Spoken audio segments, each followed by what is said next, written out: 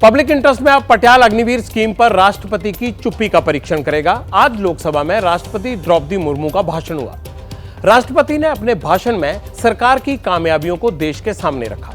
करीब 1 घंटे के भाषण में राष्ट्रपति ने यह बताया कि 10 साल में सरकार ने किन क्षेत्रों में बेहतरीन काम किया। सरकार की कामयाबी वाले क्षेत्रों में द्रौपदी मुर्मू ने डिफेंस सेक्टर और सेना का भी जिक्र किया। इंडियन आर्मी की कई अचीवमेंट्स बताई, लेकिन राष्ट्रपति ने अग्निवीर योजना का नाम नहीं लिया।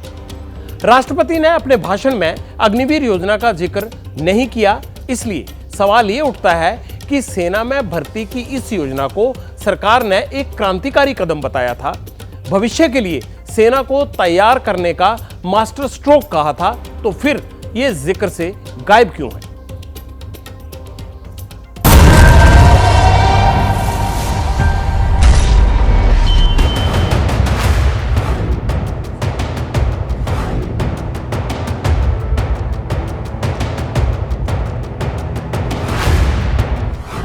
युद्ध की स्थिति में हम सर्वश्रेष्ठ रहे।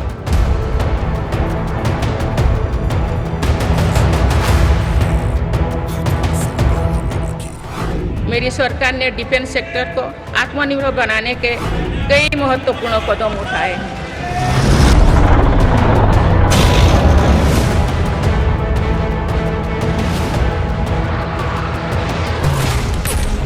नौजवानों को बतौर अग्निवीर आर्म्ड फोर्सेज में सेवा का अवसर प्रदान किया जाए।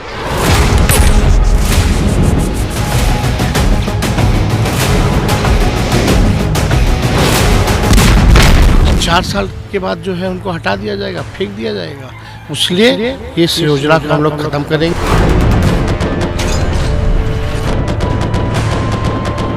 अग्निवीर योजना को लेकर के मतदाताओं के एक हिस्से में नाराजगी रही है।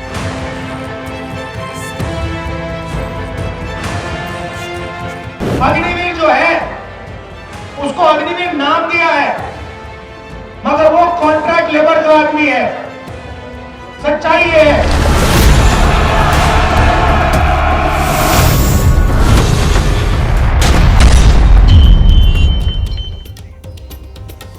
राष्ट्रपति अपने भाषण में अग्निवीर का नाम ले या ना ले, यह सरकार की मर्जी है, लेकिन जब सरकार की कामयाबियों और विजन की बात हो रही हो तो अग्निवीर स्पीच से आउट होगा तो सवाल तो उठेंगे। इसलिए भी क्योंकि ये सीधे सीधे देश के लाखों नौजवानों के भविष्य से जुड़ा हुआ मामला है। सेना की शॉर्ट टर्म सर्विस पर तब से सवाल उठ रहे हैं जब से मोदी सरकार ने इसे लागू किया है। अग्निवीर योजना की शुरुआत तो हुई, सरकार की ओर से स्कीम का खूब प्रचार प्रसार भी किया गया, लेकिन अब सरकार की कामयाबी में उसका जिक्र क्यों नहीं है? राष्ट्रपति द्रौपदी मुर्मू ने आज लोकसभा में 51 मिनट लंबा भाषण दिया। पूरे भाषण के दौरान राष्ट्रपति ने कृषि सुधार, विमेन एम्पावरमेंट और उसके साथ साथ उन सब मसलों को उठाया जो इकोनॉमी से जुड़े हुए हैं। Election commission, emergency, public transport, paper leak, इन तमाम मुद्दों पर बात हुई।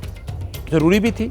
राष्ट्रपति ने अपने भाषण में 2 मिनट 50 सेकंड सेना पर भी बोला, डिफेंस सेक्टर में सरकार की कामयाबियों के बारे में बताया, लेकिन उस 2 मिनट 50 सेकंड में भी अग्निवीर का एक बार भी नाम नहीं आया। तमाम क्रांतिकारी योजनाओं और फैसलों के बीच आखिर अग्निवीर योजना कहां गायब थी? क्या नौजवानों की नाराजगी और विपक्ष के विरोध के चलते अग्निवीर पर सरकार असमंजस में है, वो डिफेंसिव हो गई है? ये तमाम तरह के सवाल हैं। एक सशक्त भारत के लिए हमारे सैन्य बलों में आधुनिकता जरूरी है। युद्ध की स्थिति में हम सर्वश्रेष्ठ रहे, इसके लिए सेनाओं में रिफॉर्म्स की प्रक्रिया निरंतर जारी रहनी चाहिए। इसी सोच के साथ मेरी सरकार ने बीते 10 वर्षों में डिफेंस सेक्टर आने के कई महत्वपूर्ण कदम उठाए हैं। ऑर्डिनेंस फैक्ट्रीज के रिफॉर्म से डिफेंस सेक्टर को बहुत लाभ हुआ है। 40 से अधिक ऑर्डिनेंस फैक्ट्रीज को 7 निगमों में संगठित करने से उनकी क्षमता और दक्षता दोनों बढ़ी है। ऐसे ही रिफॉर्म्स के कारण भारत आज 1 लाख करोड़ रुपये से अधिक की डिफेंस मैन्युफैक्चरिंग कर रहा है। पिछले 1 दशक में हमारे डिफेंस एक्सपोर्ट 18 गुना अधिक होकर 21,000 करोड़ रुपया तक पहुंच चुका है। फिलीपींस के साथ ब्रह्मास मिसाइल का रक्षा सौदा डिफेंस एक्सपोर्ट के क्षेत्र में भारत की पहचान मजबूत कर रहा है। सरकार ने युवाओं और उनके स्टार्टअप्स को बढ़ावा देकर आत्मनिर्भर डिफेंस सेक्टर की मजबूत नींव तैयार की है। मेरी सरकार उत्तर प्रदेश और तमिलनाडु में 2 डिफेंस कॉरिडोर्स भी विकसित कर रही है। हम सभी के लिए एक खुशी की बात है कि पिछले वर्ष हमारी सैन्य जरूरतों की लगभग 70% खरीद भारतीय उद्योगों से ही की गई है।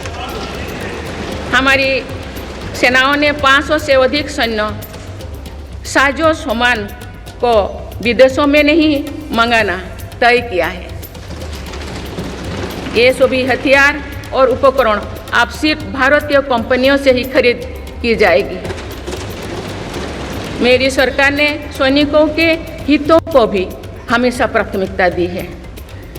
तभी 4 दशक के बाद 1 रैंक 1 पेंशन को लागू किया गया है। इसके तहत अब तक 1,20,000 करोड़ रुपया दिए जा चुके हैं। शहीद सैनिकों के सम्मान के लिए सरकार ने कर्तव्य पथ के एक छोर पर नेशनल वॉर मेमोरियल की स्थापना भी की है।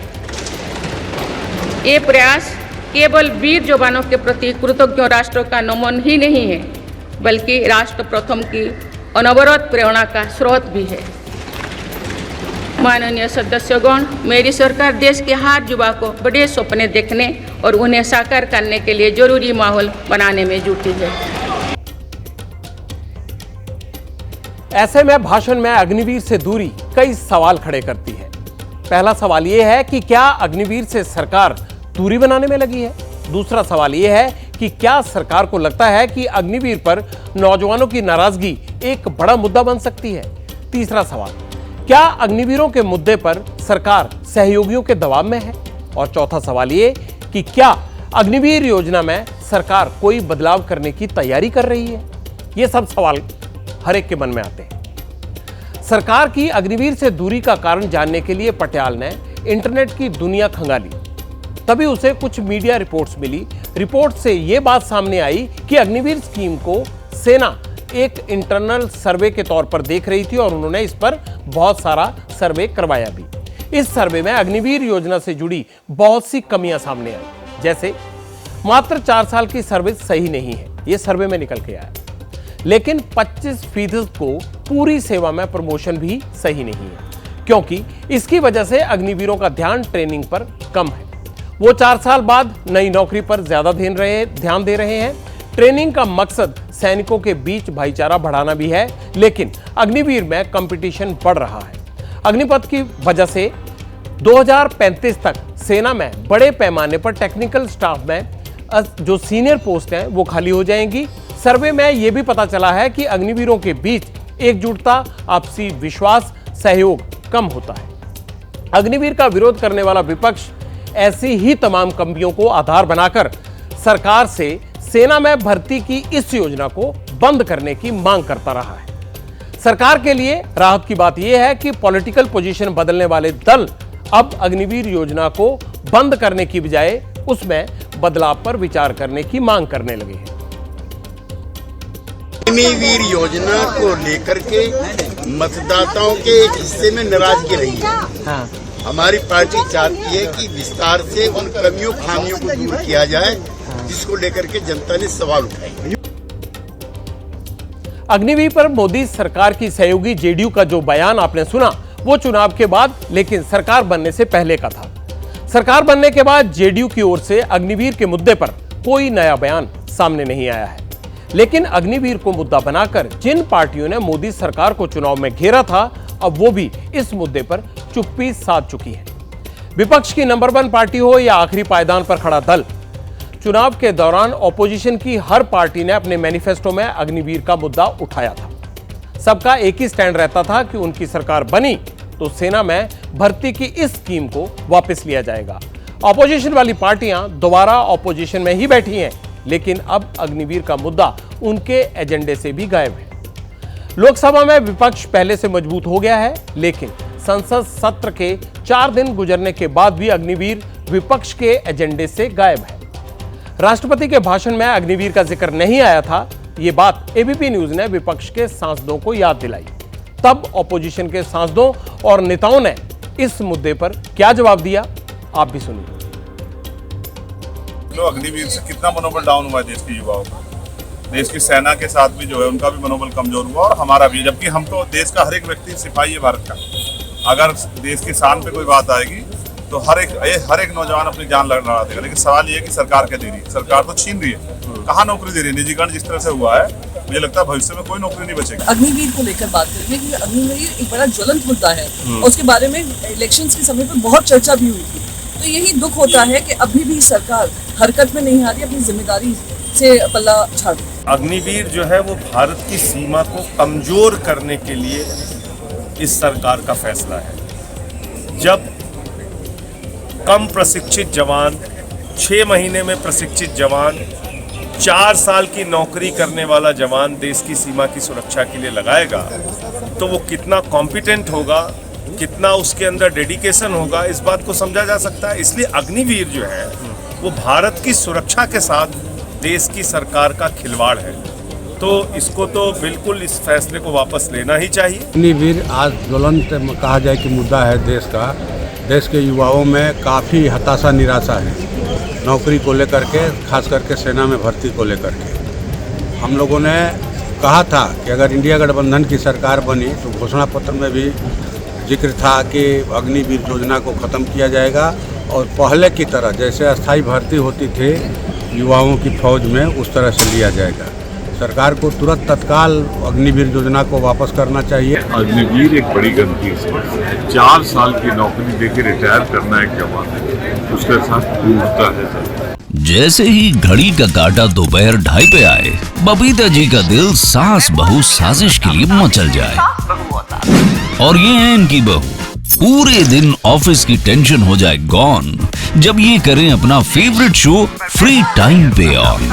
इनकी तरह आप भी देखिए अपना फेवरेट शो अपने टाइम पर और डाउनलोड कीजिए एबीपी लाइव ऐप अपने स्मार्ट टीवी पर।